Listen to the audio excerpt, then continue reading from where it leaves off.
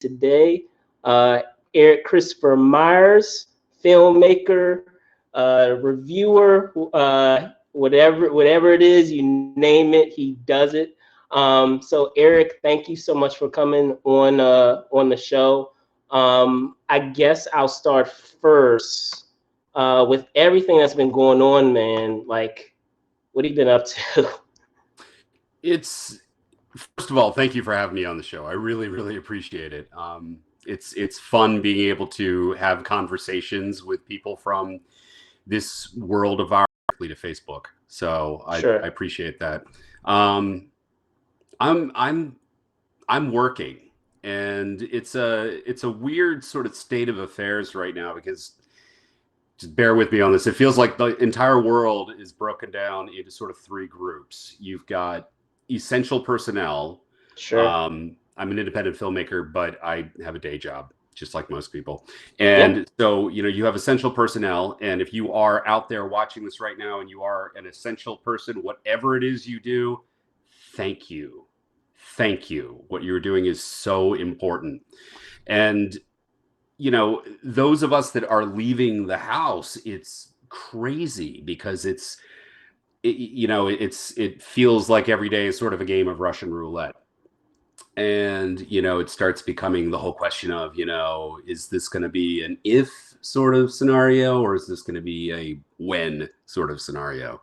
So yeah, you've got all that paranoia out there, and then you've got sort of the second group, which is people who are working from home and having to deal with jobs that very often weren't made to be done from home. There's so much that goes into that, and then at the same time, their kids are there and they can't really leave, and trying to educate children when that is really hard to do when you've got a full-time job that you're trying to do in your dining room. And then you got the third group, which is just these poor people that have all lost their jobs and they're all at home binge watching Tiger King and being so stressed out Oh man. about stimulus checks and all of that Yeah. stuff. And you've got these three groups, and then it's like you stack them on top of one another, and then you slice it right down the middle. And there you got the liberals, and there you got the Trump supporters, and the entire worldview that goes into either side you might be on right now, and the way that affects your not just your logistical life, but your emotional health. We're all living on Facebook right now. We're all arguing with one another about what's real and what's fake, and it's the short answer to your question is I'm fine. Okay. Yeah, I hear you, man. And speaking as someone who is also an essential employee, I'll talk to you about it later offline. But yeah, I'm there with you. But be that as it may, as I said before, we had a unique introduction to one another. My first exposure, to your work was through a mutual friend. I happened that day when it premiered as a surprise screening. Can't believe it was a couple of years ago, but it was for Butterfly Kisses. If any of you guys have not seen it, I highly suggest you should. Terrific film. It was at a Spooky Movie Horror Film Festival. Shout out to my buddy CW Prather. What's up, CW? But yeah,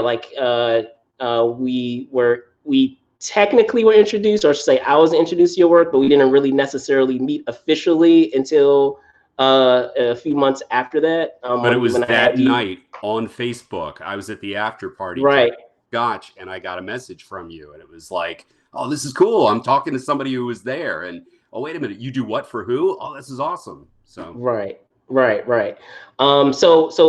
actually, that's a great segue into what my next topic is because as I said, it's been a while since we've spoken to each other, and I wanted to get an idea. Since then, I know you've also been reporting, and I know you've reviewed films even long before this came to be. But I guess now for a while you've been with Ain't It Cool News. So can you talk a bit about that and that transition of being an independent filmmaker, even though you were reviewing films at that point, hopping on board to that team. Ain't It Cool News is, I mean, it's a legacy website. It's, Yeah. it has its origins back in the sort of wild west days of fan websites and sort of spy reports and all of that stuff. And I used to visit the website daily back in those wonderful days when there were Lord of the Rings movies in production and the Star Wars prequels were being made and Spider-Man was finally going to be live action. And that was a wonderful time to be a geek and to have this new thing called the internet. And Yeah. so yeah, Nakul News was it's definitely had a very storied history. But it's one of those websites that feels to me very important. And so when the opportunity came for me to write for it last year, and which was strictly based on the fact that I was reviewing movies for a local publication for Baltimore County. And when Butterfly Kisses came out, Ain't It Cool News reviewed the film, and the critic introduced me to Danny Knowles, who was running the website, and said, "Hey, this guy, he's a filmmaker, but he's also a writer, and he also made this movie Butterfly Kisses. It's super meta and kind of like commentary, if you will, film criticism." And so it's been really exciting to write for them ever since. I've got to meet some really cool people and interview some celebrities during very interesting times. I mean, I talked to Famke Janssen and Jesse Eisenberg on my birthday last month, which was really exciting. Got to have phone interviews with these two actors that I greatly admire and greatly respect. And this was when the virus first hit and schools were being closed down, and Sure. talking to these sort of movie stars about their very real lives and how they were coping. It's offered me some very unique opportunities in that respect. All right. Awesome. Awesome. So with that being said, I want to kind of segue a bit further into, uh, I guess, pop culture news, because now, speaking of Ain't It Cool News, I'm sure there are plenty of opportunities to be exposed to a lot of the things that are going on in our industry. Even though I know you're still well versed in it, you probably are having even keener eye on it now, since it's something that goes into doing that reporting piece. So um, we'll address the elephant in the room, which we've kind of already addressed already, which is the environment that we live in now of social distancing and all of that, and how that's affected the entertainment industry, obviously, with films and with certain events that otherwise we take for granted that we would just be able to do, but at this point cannot do, and have to find creative ways around, whether it's canceling the event or postponing the event. So unfortunately, one of the casualties right now that we will foresee in the coming months is one of my favorite things about this upcoming season, our blockbuster summer season. And a lot of those films that I was very much looking forward to are now being backlogged into, more than likely going to be backlogged either into the fall, the winter, or even get pushed even further than that. So can you talk a bit about that? Outside of being a filmmaker, you're a fan just like I am, and I know you see a lot of these films as well. So what are your thoughts? I will say that if there's anything good that's coming out of the current state of things for independent filmmakers, it's the fact that there are so many people who are, sort of cabin bound right now, that they're discovering a lot of indies. And, my movie came out and it had a big, burst when it came out. And it's sort of, it loses attention as time goes on and other things are released. But people are rediscovering it or having a chance to discover it for the first time. So that Sure. is cool. That does at least indicate that maybe in the future, independent filmmakers might have a greater opportunity to make works that are exposed, because the studios and the studio system and the movie theater chains and everything's kind of starting to avalanche a little bit. I think the people who don't need $50 million budgets are going to have an easier time putting out content that people want to see than these $300 million Marvel movies. Sure. With that being said, I don't know if you could see it behind me, but my many long boxes of comics are behind me. So I am a Marvel nerd and love comic book films. But you know, when we talk about Wonder Woman being pushed back, or we talk about Black Widow being pushed back, or we talk about James Bond being pushed back, the reality is that if these movie theaters that I desperately want to go to reopen, who's going to have the money to go see Wonder Woman or Black Widow or James Bond? You know, who's going to have that sort of disposable income? And you know, I went to go see Rise of Skywalker 3 times. How many people are going to be able to go see the next Star Wars, assuming there was one coming out right now? Who would be able to go see it 3 times, to say nothing of 1 time? The entire theatrical experience has really been something that has been a money loser, as you know, first the DVD and the home media, now streaming market has grown. So so many studios have been looking to just direct release their content to streaming platforms, especially now they're all starting to diversify. Disney Plus is now going to signal, you know, everybody's going to have their own platform here soon. But as a result, you know, we all have 4K TVs in our homes. We all have surround sound systems. If you can just not have to deal with the nightmare of people on their cell phones during the runtime of the film, or paying these outrageous ticket prices, and you could just download that film and watch it on the comfort of your own sofa, you know, it's only the hardcore nerds who really love the theatrical experience. The same way it's only book lovers who are keeping print alive at this point. Everything's going digital, and this might be the moment when theatrical dies, and that's depressing. That's, you know, more depressing than any film being pushed back 6 months or a year or whatever else.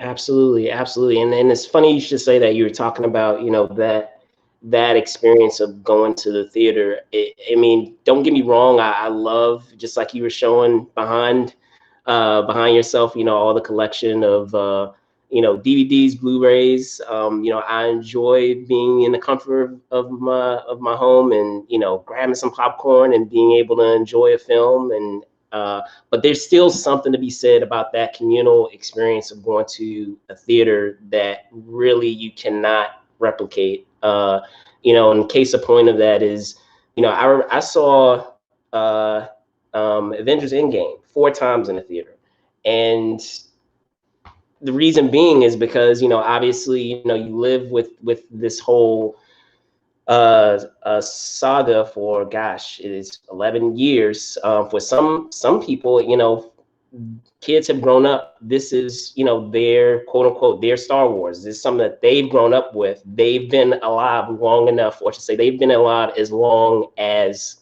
the actual saga itself, or just about as long. So it's kind of, you know, in that respect, having like a lot of those moments, you know, Captain America getting Mjolnir, or you know, the cavalry coming in at the end of the film.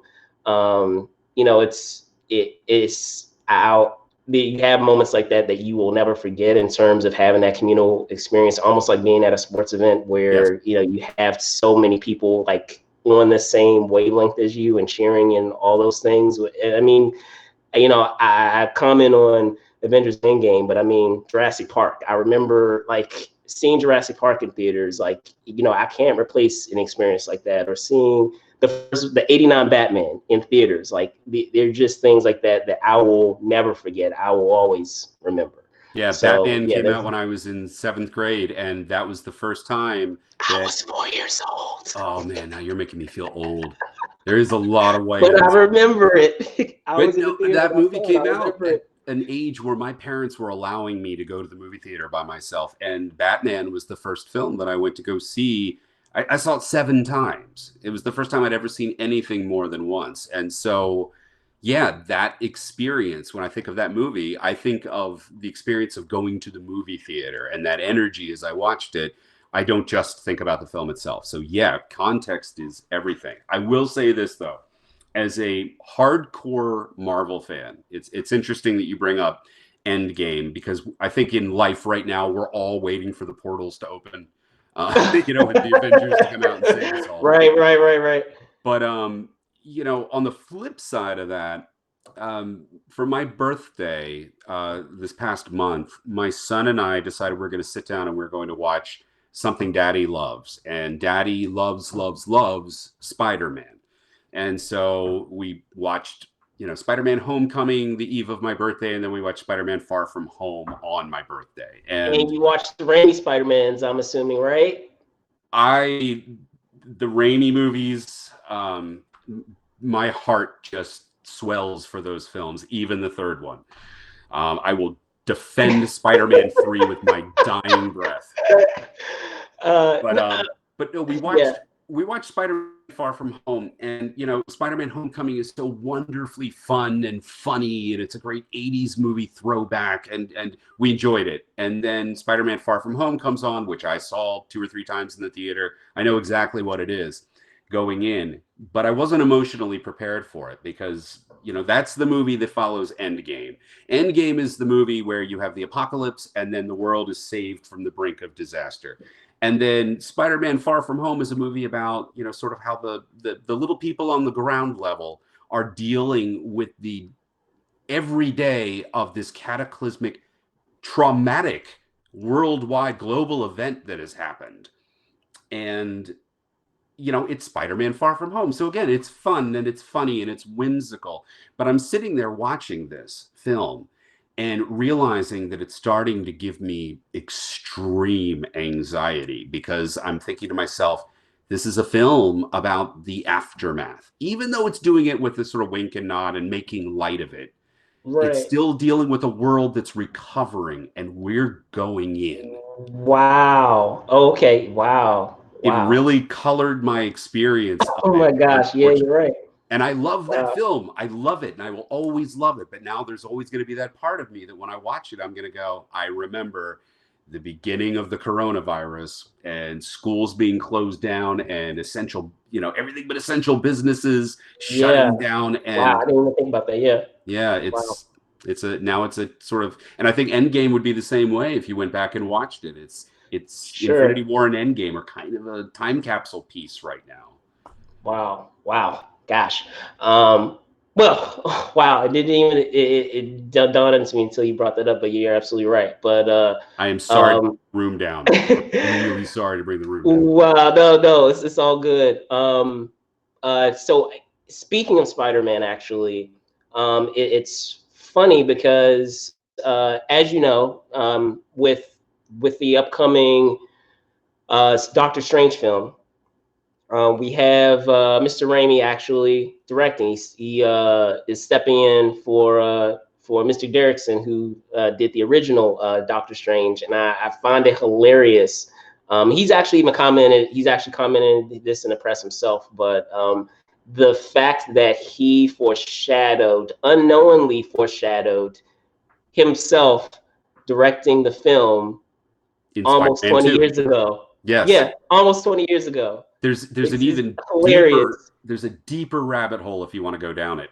Marvel Comics, almost all of the characters who came out of the original creation of Marvel with the Fantastic Four in 1961, that first long line of characters, most of whom we've now seen throughout the Marvel Cinematic Universe, they were largely co-created by Stan Lee, who wrote them, and Jack Kirby, who drew them. And Kirby created the looks and the ongoing monthly adventures for most all the characters, except for the artist Steve Ditko, who co-created with Stan Lee and then drew exclusively Spider-Man and Doctor Strange. Wow. And here's Raimi doing both of them.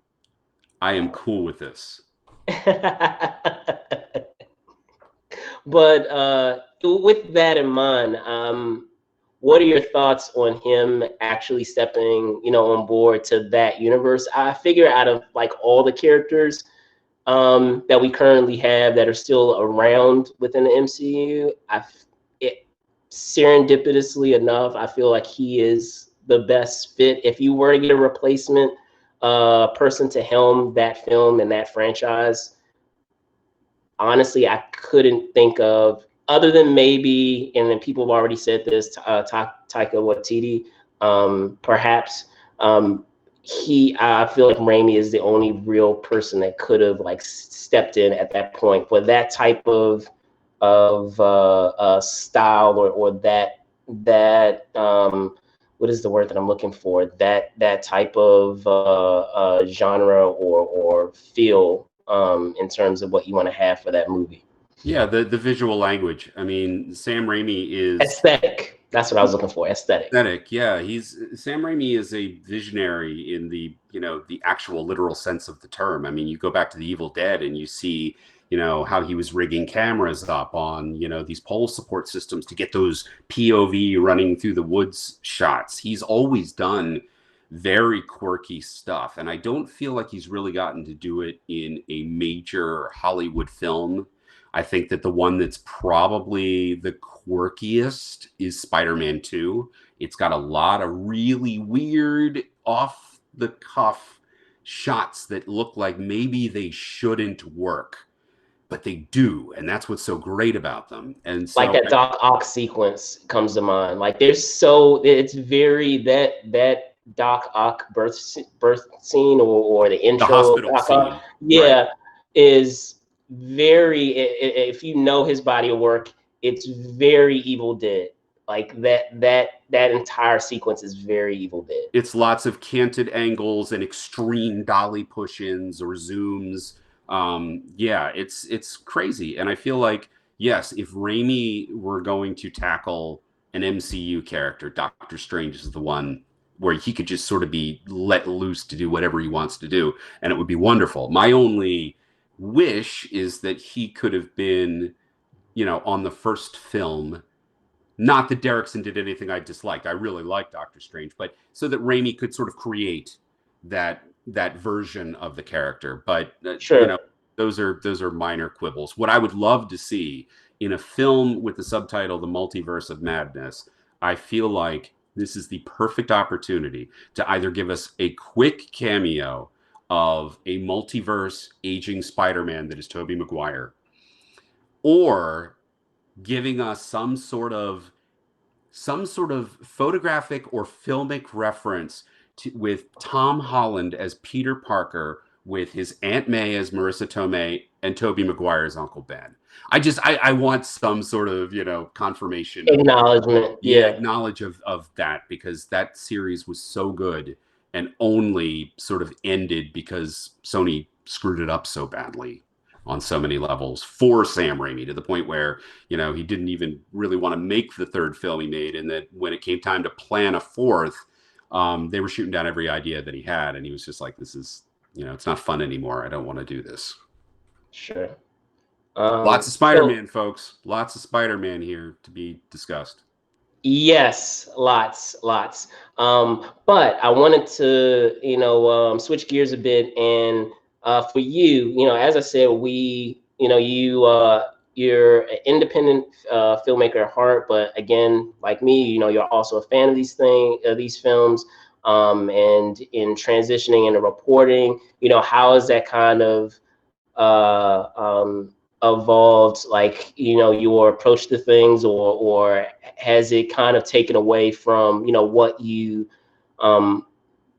taken away from other projects that you are still planning on doing or tackling? So, I guess in general, what do you have going future wise?